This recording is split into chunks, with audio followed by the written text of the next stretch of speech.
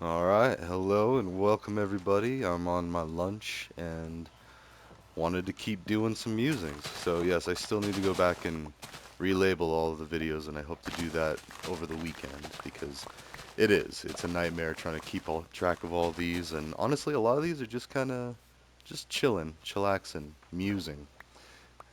But anyways, I did want to kind of yeah, that's like an update on current goings-ons, but really kind of make sure that I record or at least build some kind of thing. Also, I know I've got this whole like this rail just out here just chilling. So I can take a look at that real quick. So it's gonna happen. I'm not sure where I want it to go. I just know that I want a railway to go here. And actually, let's see. Do I have it right? Oh, come on. How are you not gonna have a? All right, that's fine. WTF? Well, that's fine. All right, so actually, let's just go ahead and put all this stuff in there. Oops. Oh wait, no, not all. Oh, jeez. Anyways, my point was that, let's see, where did I put, excuse me. All this just to do a thing. But anyways, usually whenever I have a rail, I have some way of using the rail. Anyways, check it out. Whee! Then we're gonna launch off. Ah! Oh, nope, we stayed. Okay.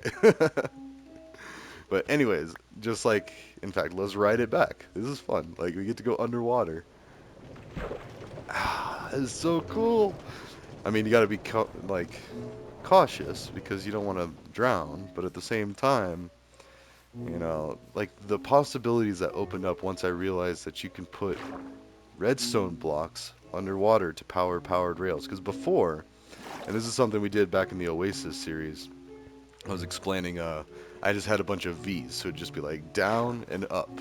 Just enough power to get you underwater and then back up, because once you're on the surface, you can have a redstone torch, and that's what I didn't even put two and two together. I didn't realize it was a blind spot for me.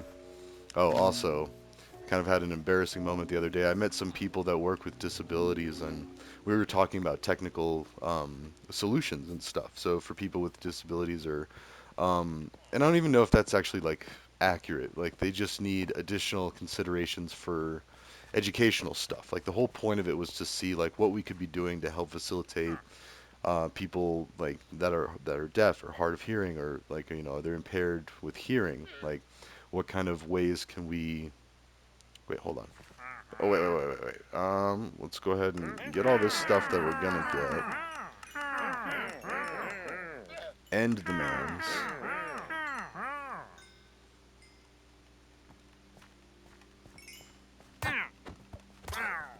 Okay. Now get the llamas. Come on, we're going this way. Because we do have a way to preserve or to save the llamas for now. Of course, I put it all the way on the other side. You gotta be careful because this is how we get crops trampled. And that's why I usually just kill the llamas, which is not very humane. I know it's just a game, but at the same time, why not? What if they do have feelings? Like, what if the feelings have feelings? Just kidding, but like, how you're. Okay, now you gotta go over there. There we go. There we go. Okay. Now, have to go this. There. So, and eventually I will take all these llamas and make a llama lounge, probably right here. Like, dig underground and stuff. In fact, we could go ahead and do that. But first, let's actually try to record something.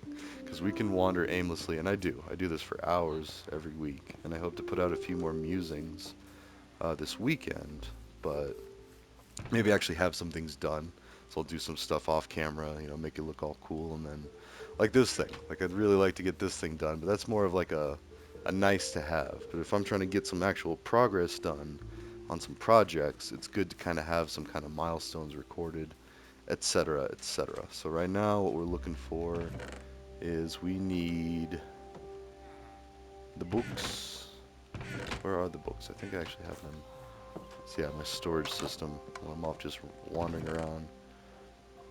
Alright, so I have a feather. So worst case, we can do a feather and a piece of paper and just make one. Let's see. Oh, here we go. Book and quill. There's a silk. Alright, so book and quill, and we can rename this. Do we have an anvil in there? I don't know. But anyways, or do we have anything in here yet? Ah, so we've got movies, dogma, or movies, voting, more voting. Hmm. Also good. So movies, voting, projects. Okay, so housing.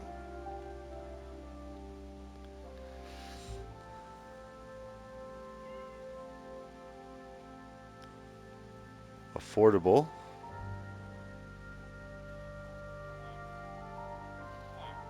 yet secure.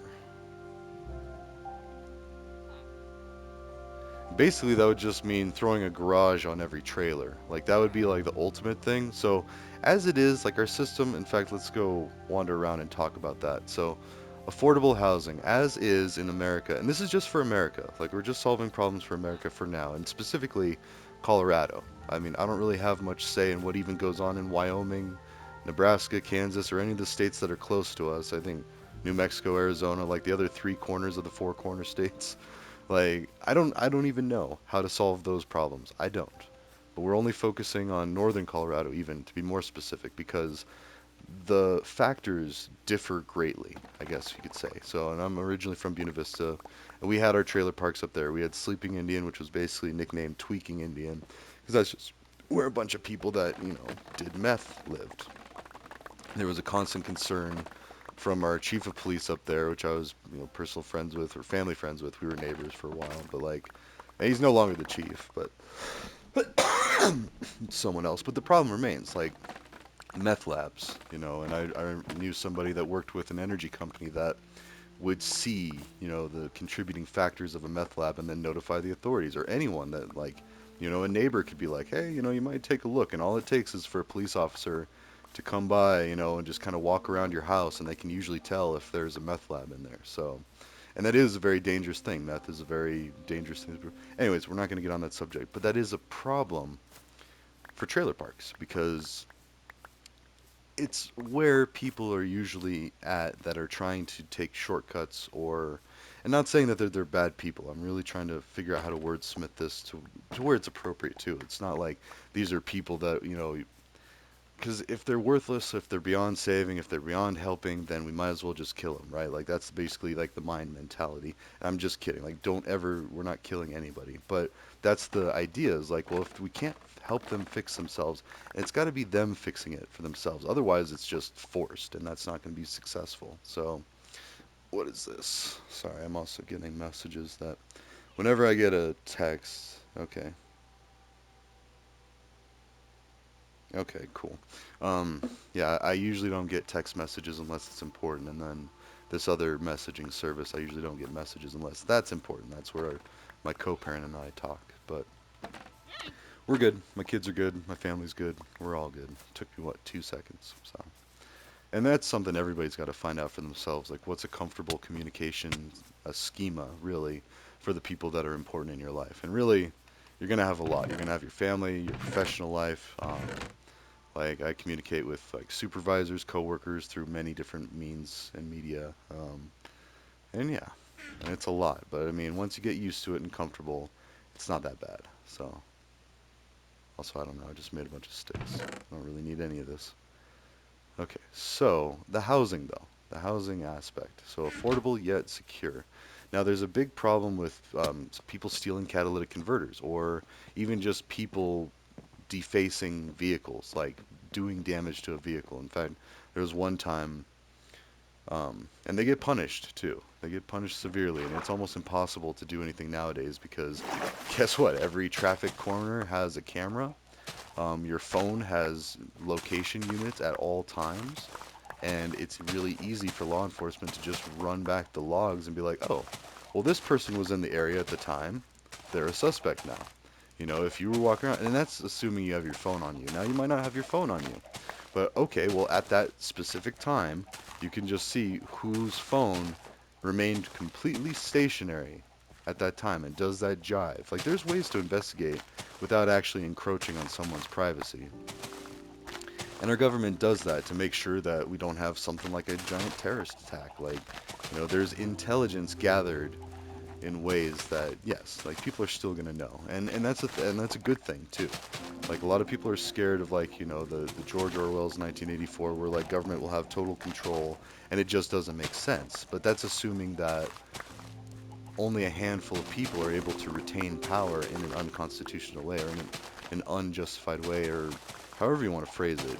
It's the power cannot remain stagnant. It has to continually flow back and forth and be available to everyone. Otherwise, it's human nature. It's just in our nature to abuse it. That's just is, whether you intended to or unintended to. It could be a series of unfortunate events where you're just like, oh, I deserve this, and then the next thing you know that you're caught embezzling money from something, or like thinking back to Better Call Saul. But I actually know a real life situation like that where I knew a treasurer that was in trouble for embezzling, and she did that. She just justified with, well, I deserve this, or I mean, it's really easy and it's a slippery slope.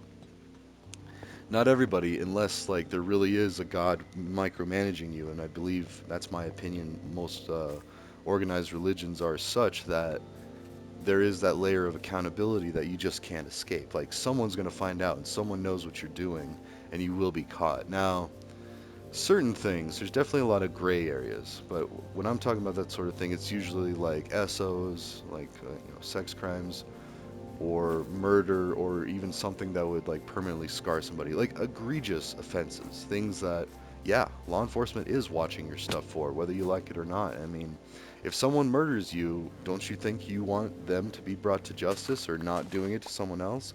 And that's why we do that. And I use the very loose term of we, because I am no law enforcement. I'm a certified white hat.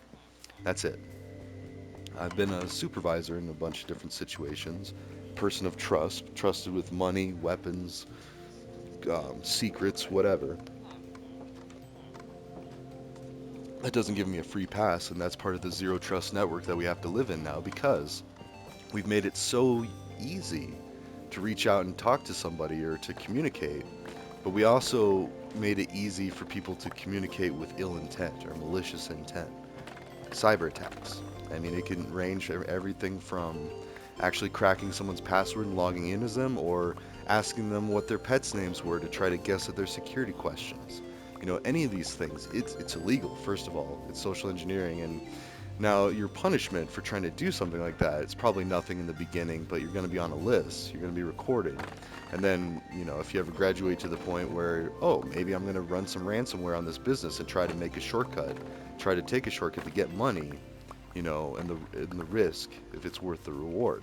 And that's what a lot of people think, and that's why. And I was just listening to a podcast from an FBI thing. Yeah, because I follow the cyber division. I try to stay in touch, just like how lawyers have to stay in touch with the law. Again, I'm assuming because that's Better Call Saul, but it makes sense. Like, going through, they would have that realistic, like, if you were trying to get reinstated with your law license, it would stand reason that they would ask you if you stayed up to date on the law. Now, that's hard because laws are constantly changing, and that has to be like your world, and that's why not everybody does it. And that's why it's so dang expensive. But there are things that we could be doing to fix that, and that's a whole other episode. But back to housing. How do we fix housing? Well, trailer parks are a good idea, and I'm just thinking about, like, if you have absolutely nothing, you have no familial support, no friends to support you, you just have nothing but whatever the good graces of local programs are. And Colorado has a lot of really good social programs to help people that need help. But you need to know where to find it. And so with, like, let's take Fort Collins for example. There's a building downtown that it's the workforce center. You go there, you find a job. That's your first step. And usually, if you're finding a job, you can also ask questions like, well, I need somewhere to live. What do we have? And there's a neighbor program. Like, there's a phone number and everything, and I'm sure that's at that place. And if not, I found mine through Summit Stone because I was just curious. I was meeting with the case manager to fulfill a therapy requirement for a court thing, just to ensure. just a part of like family court and parenting stuff, which doesn't necessarily ever mean there's a problem. It's just a way of providing reassurances and accountability, like an extra closer layer of accountability, I should say. Because we've got God, we've got Jesus, we've got Santa Claus, we've got all these things that, okay, that can encourage some people to act in good ways to a point. But what happens when there's no direct punishment for decisions? Or thinking about Jesse Pinkman in in Breaking Bad when he's like, "So what's it all mean? You just do these things and nothing happens." Like that's a very real human emotion. Like people finding that. I mean, eventually, yeah, most people that are out breaking the law and like hurting people and I mean, I hate it. Yeah, the whole dealing drugs and stuff, which, yeah, it's bad and it needs to be. Well, black markets are just bad. I mean, they're shortcuts for some people. They're dangerous for health risks, as we're finding out, like fentanyl being laced with a lot of substances, killing people.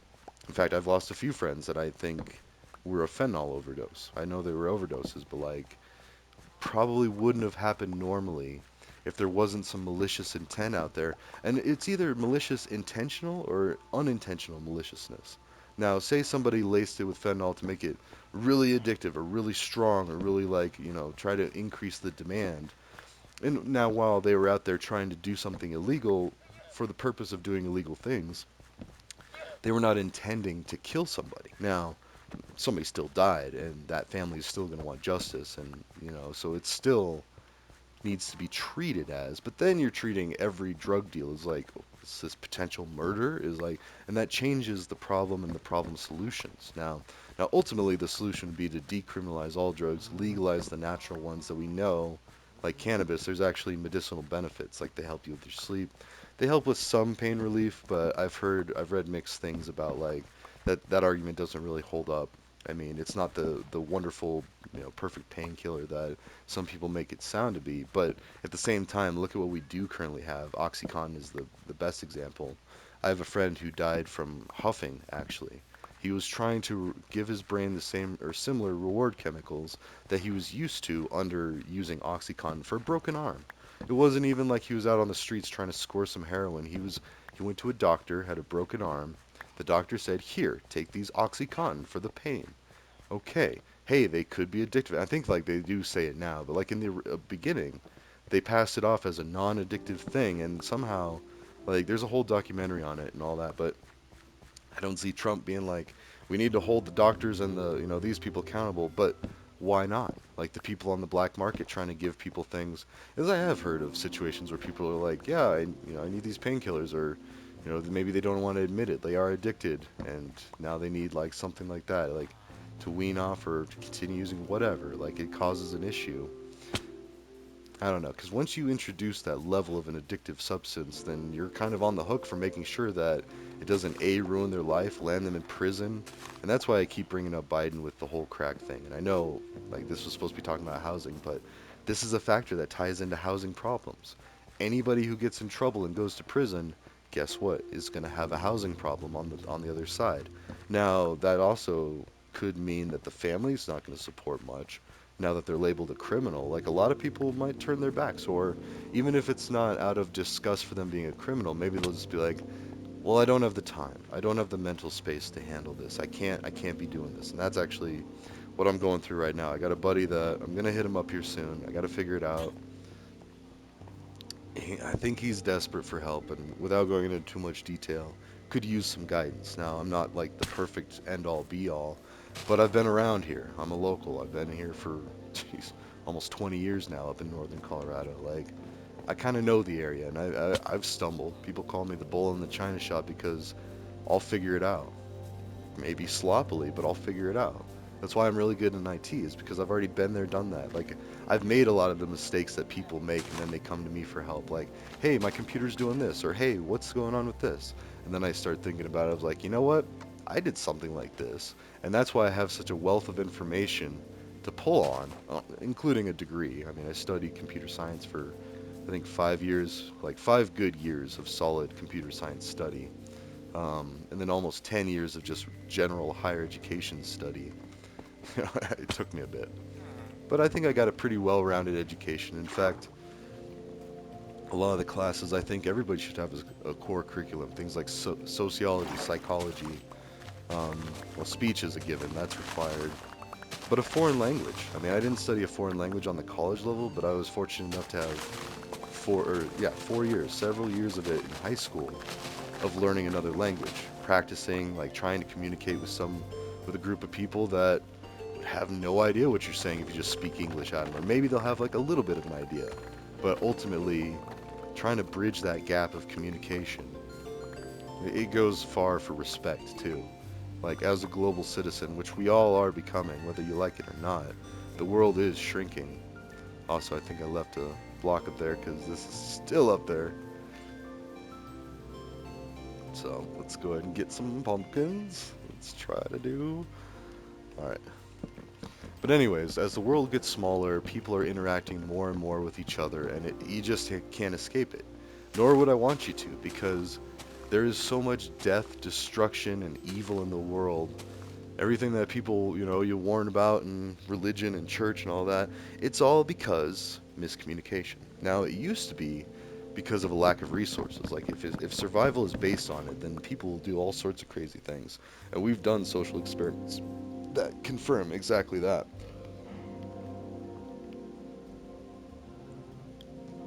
That's why you got to be careful of if the threat is either real or perceived, because a lot of times it's just perceived. It's not an actual issue. Or what's known as like blown out of proportion. Like it's not responsibly communicated, and even that sounds bad, but it's not communicated well. The severity, the relevance, like the impact, like all these things. And Colorado has this beautiful system of a blue book every time we vote on something that does exactly that. It breaks it down to give as much help to decide something as possible. Like, okay, hey, we're trusting you to actually have a say on this, so here's what you need to know. Here's the arguments for and the arguments against, and what you're voting on basically is this. Now, whether you agree with it, disagree, how close are we? Okay, we're getting there. That's up to you. And that's based on the limited amount of time and effort you have to put into this thing. I mean, and a lot of times it's not even worth it because then it's like something that doesn't even concern you anyway, and so a lot of people will just not vote on it. Or they'll just vote no, be like, well, I don't know it, I don't like it, and that's kind of where we get into like it's unfortunate because things that maybe should have passed that could actually been beneficial and helped out or been a good call. And it depends on who says it's a good call too. And that's why like I've been trying to push the need for or communicate the need for equal representation in our government. We should be hiring people for this job out of all walks of life. Like the DEIB, the diversity, inclusion, equity, and belonging, all that stuff. It is really important, but it needs to be done right. It can't just be yep, we got to check the boxes and get, we got one person of this type, one person of this type. Let's get a couple women in there, and that's what a lot of people think is what it is. And it could have been at one time. It could have very well been like, in fact, I'm pretty sure it was. Like in the beginning, it was like, okay, now we got to check these boxes. It was just part of your manager training. Now, like people are trying to do a better job, and I don't know how successful it is.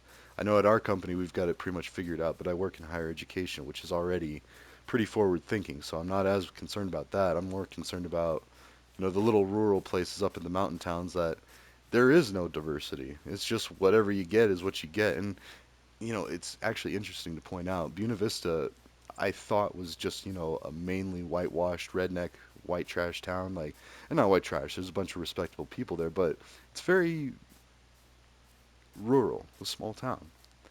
But the more that I think about it, we were actually pretty diverse.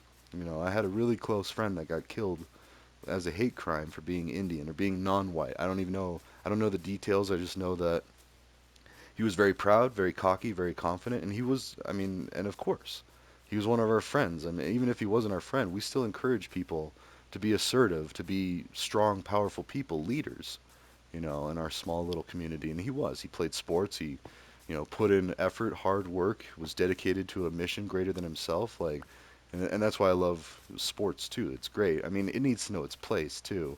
Making millions of dollars when, sorry, I do have some qualms with that, but no. And we also had one of my buddies, more like acquaintances, but we had a class together and we knew of each other. And I did some dealings with his brother, but like him, I mean, or I was friends with his brother, I should say. But oh, also there's some llamas in there I forgot about. Oh well, we'll fix it. In fact, let's do that. Let's build a llama lounge while we talk about this. But housing. Now, how do we solve the problem of affordable housing with the balance and respect to security? Because an incident that happened here in Fort Collins was a couple of kids went around and started slashing tires. Any car that was on the street or parked outside was potentially a victim of this attack. Now they got caught, they got punished really bad, but actually I don't know, but I like to think that they did. Because again, cell phones and all the streets, and like in fact, there's things underneath the street that can detect your cell phone, like that can pull that quick thing, or if your phone's set to connect to networks automatically, there's a way to have a network that just randomly connects to your phone, and the law enforcement can track it anyway. Sorry, like I'm trying to just like dispel any false notions that oh we could do this and no, you will get caught. And it doesn't even matter like what precautions you take up until that. That's why I love Breaking Bad and Better Call Saul because no matter how careful they were, and there was a lot of kind of plot holes in those stories to where like that wouldn't have happened in real life, or the chances of that actually happening and allowing for that to be a thing are so small that I don't think it would be realistic. But for the sake of the show, they did. Like there was a lot of points in that where like the cops would have just busted all of them, like they were sloppy, and it was just sheer luck that allowed that. But that was their plot hole fixer. And I guess that's why I love those shows so much because it shows a realistic view of they still all like get caught or killed or whatever. Like crime does not pay. I mean, in the end, it will get found out, and then you're gonna have to answer to your community. You're gonna have to answer to your neighborhood. You're gonna have to answer to your fellow people and be like, okay, well, this was bad. I guess I'm gonna go get punished now. I mean, and the biggest thing is loose lips sink ships. I mean, listening to old Cypress Hill songs and stuff, it's very true. Someone's going to talk about it, either you or someone you know. I mean, and not always. You might actually get away with something for a long, long, long, long, long, long, long time, but all it takes is for the right people to be like, well, yeah, no, remember that time we did this, this, and this? And then be like, oh, yeah, and then this. And then if the wrong person is listening, then the police will have a little thread to pull on, and they'll probably be able to figure it out from there. So that's why jail is so messed up because that's all jail is basically you're sitting around talking to somebody, and oftentimes it becomes like it's like a peeing race or pissing contest. Like, oh I did this and oh I did this, and they're sitting there listening to all of it, writing it down, making a little story about you, and then all right, pass this off to the cops and any open investigations, and they're still only going to do that for things like murders and rape and things that are really going to mess with someone's life or cause a lot of damage, like the justifiables. Whereas oh, you shoplifted a candy sometime. Like, if it's not worth the effort of law enforcement, they're not going to pursue it. But they might do it in other ways. I don't know. That's very vague, but I really want to stress the idea that the government already knows pretty much everything you're doing. And if they deem it necessary to come talk to you about it, or if they really need to enforce something, they will. Like, the FBI is stellar at that. They investigate all this stuff. Now, whether or not you agree with it, okay. I mean, like the whole January 6th Capitol riots, whatever you want to call it. I'm sorry, but anybody who knows anything about American law would first have to think this could get really bad. Like, just try to walk into a police station and cause some ruckus. Like, that's a horrible idea. Or go to the Capitol. Like, these are things that, like, I feel like we would joke about. Like, only an idiot would go, well. And people were deceived. People were tricked into thinking, either directly or indirectly, that they would be fine. In fact, directly, because Trump said that he would pardon all the January 6th protesters and continues to say that, which, I don't know. Like, I don't care who you are. Trespassing on government property, that's scary. Like, I would never think to do that. That would be like, holy cow. I mean, maybe if I lost a bet and, like, and even then I would assume that if I get caught, I'm going to jail. Like, I don't see how anybody could think, oh, this is okay. Although I can see it kind of because if you got the president of the United States or former president, doesn't matter. It's still, he made it to the head leader of the entire country saying, oh yeah, I'll pardon you. Like, okay, that's a very dangerous thing. And that's why, all of these things are so important because if that's the case, we already know Trump said, in fact, I was watching this political ad just now. that had the times that Trump said he would pay the legal fees for that guy to punch the other guy. Like, he's inciting violence and offering to pay for the legal fees. Like, you're basically taking away the punishment for a crime and making it easy to commit a crime. Like, you're inciting violence, and like, and that is not becoming of a leader. That is a con man, a sleazeball that doesn't have those boundaries. That's my 2 cents on it. Not a fan of Biden either. He still has not made it right, and in my mind, until he makes it right, he is still susceptible to that fallacy that he unfairly treated poor people with his stance on the drug war or the war on drugs. Because his own son, we have evidence that he was smoking crack. Like, I get it. It's not a good thing. I'm not encouraging people to go out and use illegal substances. However, we need reform to where if you do use an illegal substance and it's to the point where you get caught, which is where some people would define where it becomes substance abuse because you're no longer using it in a safe and responsible way, that you got busted. So, yeah, you're out here possibly exposing it to kids or people that you have no business doing that. And that's where they like cops really care about. Like, if you're doing this thing in your house and you're not bothering anyone, like nobody's gonna know and nobody's gonna arrest you. But if you're out there causing a ruckus, then guess what? You're not responsible with it. So either way, it's still illegal. But what I'm saying from a cop's perspective, not even being a cop, just what I hear from my friends, it's like just be smart. Make smart choices. Even if you've made some poor decisions, make the best choices you can regarding that. But anyways, this started off as housing. We went all over the place, but it's important. And all of these problems, they're intricately linked together because the people out there taking shortcuts are doing so because it's too hard to do it the normal way. And that's true of humans. So we need to figure out affordable living, safe living. Basically just means a trailer with a garage.